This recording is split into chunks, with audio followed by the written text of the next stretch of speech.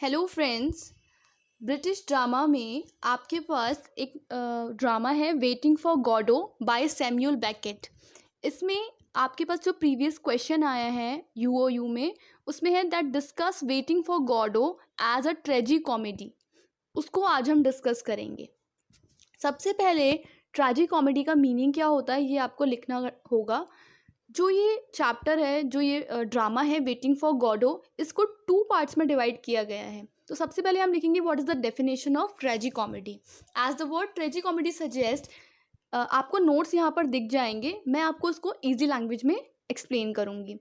ट्रेजी comedy ये suggest करता है कि इसमें ट्रेजेडी भी है और कॉमेडी भी है। ठीक है, तो ट्रेजेडी मतलब ऐसा है कि अगर लास्ट में हीरो की डेथ हो जाती है किसी नॉवल में, किसी ड्रामा में, तो हम बोलेंगे वो ट्रेजेडी है। और कॉमेडी में क्या होगा, लास्ट में शादी हो जाती है। लेकिन जिस समय का ये ड्रामा है उन्होंने उस तरह की बात बताई हुई है, लेकिन अब आप जो ड्रामा देखते हैं उन एग्जाम्पल्स में जनरली ऐसा नहीं होता। मतलब ज़रूरी नहीं है कि ऐसा होगा ही होगा। ठीक है, अनदर डेफिनेशन हम देख सकते हैं कि ट्रेजेडी जो होती है वो लास्ट में अनहैप्पीनेस या फिर बैड फॉर्च्यून या मतलब कुछ भी मिस हैपनिंग लेकर आती है। लेकिन जो कॉमेडी वाले प्ले होते हैं उनमें क्या होता है, लास्ट में हैप्पीनेस या गुड फॉर्च्यून आता है। इस तरह के ड्रामा होते हैं। ट्रेजेडी और कॉमेडी में जो जितने भी सेंट्रल कैरेक्टर्स होते हैं उनकी जो जर्नी है, उनकी जो सेल्फ डिस्कवरी है, उसको ज़्यादातर एक्सप्लेन किया जाता है।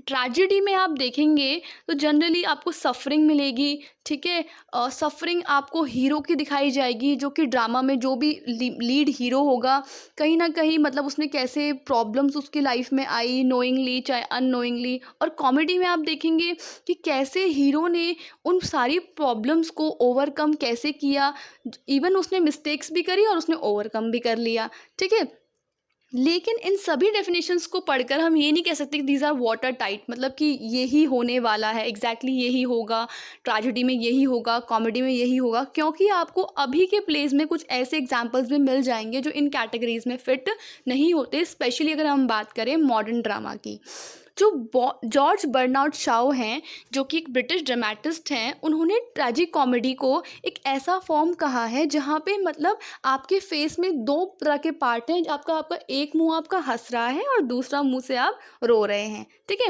1906 में एक इटालियन प्ले राइट थे जिनका नाम था पिरेंडालो। उन्होंने एक वर्ड यूज़ किया था ट्रेजिक कॉमेडी के लिए, ट्रेजिक कॉमिक के लिए, दैट इज़ ग्रॉस्टैक। ओके, अब हम बात करते हैं मॉडर्न ट्रेजिक कॉमेडी की।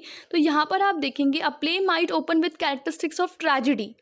मॉडर्न ट्रेजिक कॉमेडी में क्या होता है कि जब प्ले स्टार्ट होता है, हो सकता है कि स्टार्टिंग में जो कैरेक्टरिस्टिक्स आपको दिखाई जा रही हैं प्ले में वो सब ट्रेजेडी ट्रेजेडी ट्रेजेडी चल रही हैं।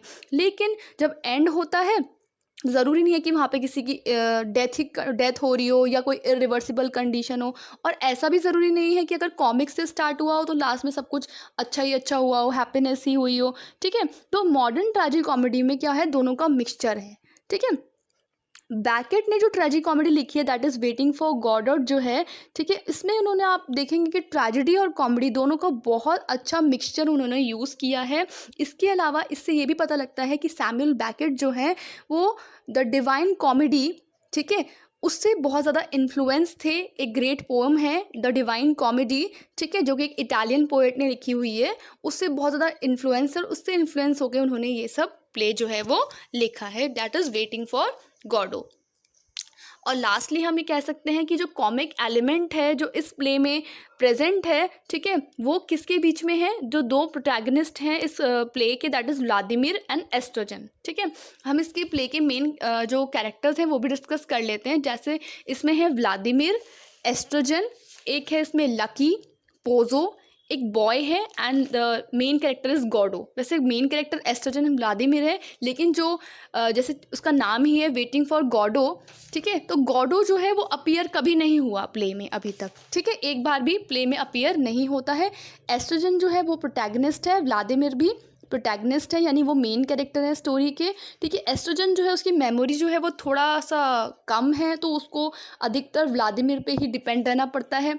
कुछ भी उसके पास इंटेलेक्ट नहीं है अपना, वो व्लादिमीर जो भी सोचता है वो उसको बताता है, वो उसको याद रखता है, ठीक है। एस्ट्रोजन की खुद की कोई मेमोरी नहीं है। तो व्लादिमीर जो है वो प्रोटैगनिस्ट है, वो भी क्योंकि वो एस्ट्रोजन की बार बार हेल्प करता है, और व्लादिमीर के कहने पे ही एस्ट्रोजन और व्लादिमीर दोनों खड़े होकर एक पेड़ के नीचे गॉडो का वेट कर रहे हैं। वो गॉडो कौन है, कब आएगा, ये इस बारे में कुछ भी नहीं कहा जा सकता, ठीक है।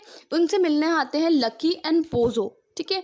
लकी जो है वो पोजो का स्लेव है, और पोजो जो है वो उसको कैसे बांध कर, जैसे एक डॉग को बांध के लेकर आते हैं, उसके गले में एक पट्टा बांध रखा है एक रोप से उसको उसके नेक पे, और वो पोजो जो है वो लकी को लेकर चल रहा है, ठीक है। एक बॉय है जो कि सर्वेंट है गॉडो का, जो कि बार बार आता है और एस्ट्रोजन और व्लादिमीर को बताता है कि गॉडो आज नहीं आने वाले हैं, शायद वो अब कल आएंगे, ठीक है।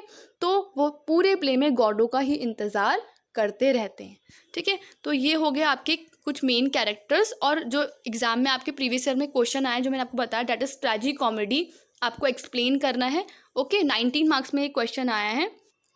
आई होप आपको थोड़ा सा क्लियर हो गया होगा। Thank you so much, that's it for today.